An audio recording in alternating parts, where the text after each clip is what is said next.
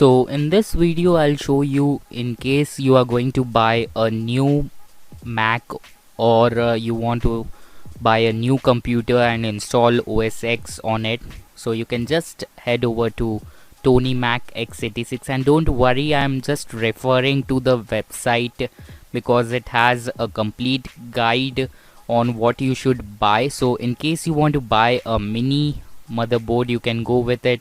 In case you want to buy a pro motherboard or M80X or ATX, you can go with it. And in case there are list of things available, we have CPUs, NVIDIA graphic cards, AMD graphic cards, and they have their own shop, so you can just go and play around on the website. So now let's see how you should be buying your motherboard or your configuration. So first of all, let's head over to the budget section, and there are tons of motherboards available. You can choose any motherboard that you want and any computer or CPU that you want. So any processor, you can choose any processor that you want. And for example, if when I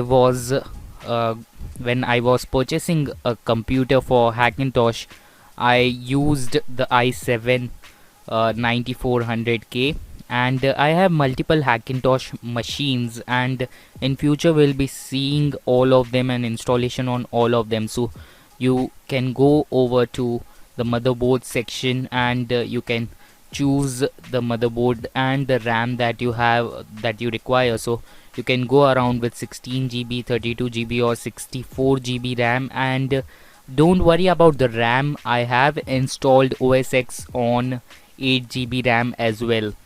So this is the guide. You have Amazon links and you can directly buy all the parts that are listed there. But what if you have a question, in case you have an old computer and you want to install it on the computer? So in the next video I'll be talking about installation on old computer versus new computer, and we'll compare it to the actual Mac Apple.